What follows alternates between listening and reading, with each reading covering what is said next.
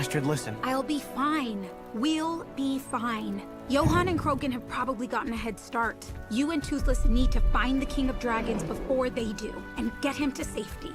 If not, this war will go on forever.